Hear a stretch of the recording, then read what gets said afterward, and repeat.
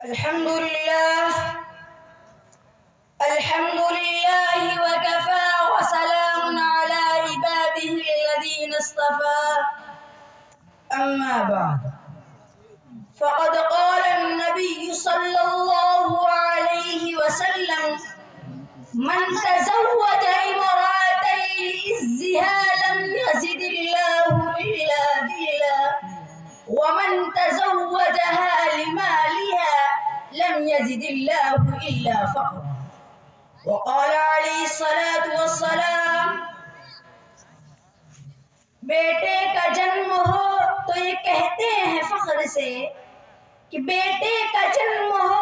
تو یہ کہتے ہیں فخر سے 1,00,000 کا ٹکٹ ہے بچہ جہیز کا۔ صدر محترم، سامعین کرام اور میرے عزیز ساتھیوں، اس وقت میرا موضوع سخن معاشرے کا وہ ناسور ہے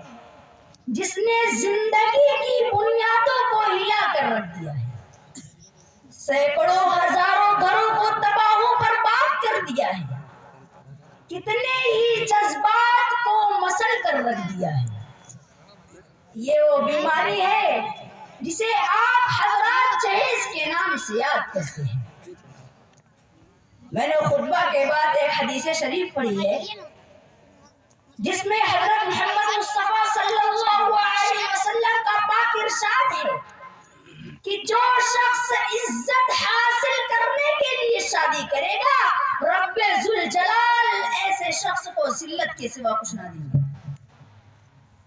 اور جو شخص مال کی لالچ میں شادی کرے گا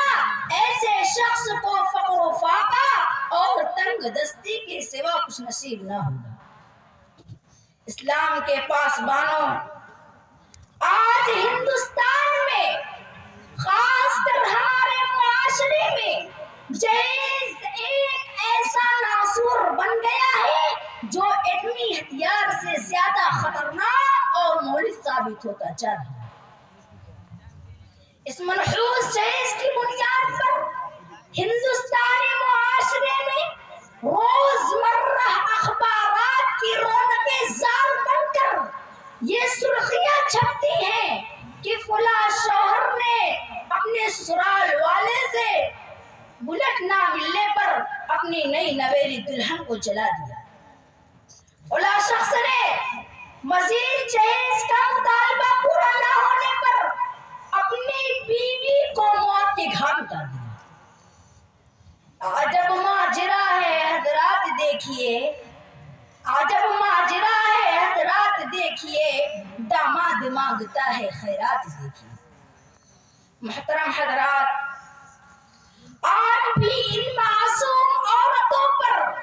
ظلم و ستم کے پہاڑ توڑے جا رہے ہیں، جبر و تشدد کی خاردار جھاڑیاں ان کی راہ میں حائل ہو رہی ہیں۔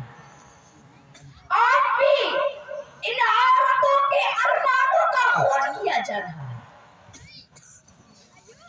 غریب گھرانے کی بچیوں پر خدا کے وسعت اور اپنی کشادگی کے باوجود بھی تنگ ہو رہی ہے۔ ساری دنیا میں یہ بات روتے روشن کی طرح آیا ہے،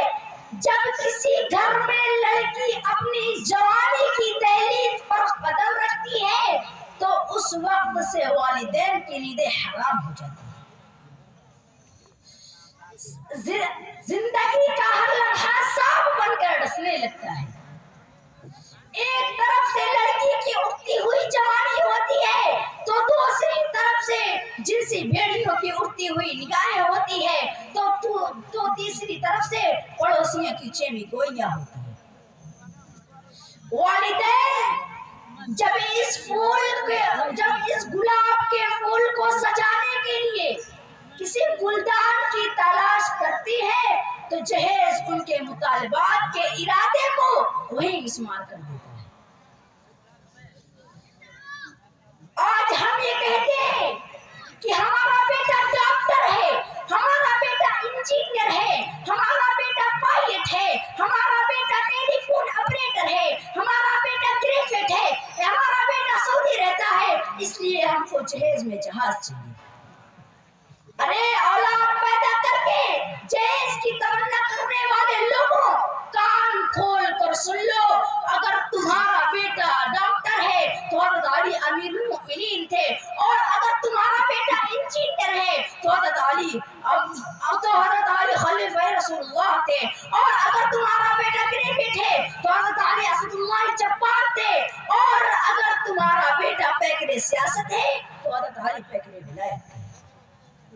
حضرات آئیے ہم اس بات کا عہد کریں کہ اس ملعون جہیز کی بنیاد پر، اس ملعون جہیز کی رسم کو اس دنیا سے مٹا کر ہی دم لیں گے۔ یہ سنگ گرا جو حائل ہے رستے سے ہٹا کر دم لیں گے، یہ سنگ گرا جو حائل ہے رستے سے ہٹا کر دم لیں گے، ہم پھول بھی ہیں تلوار بھی ہیں باطل کو مٹا کر دم لیں گے۔ وآخر دعوانا ان الحمد للہ رب العالمین۔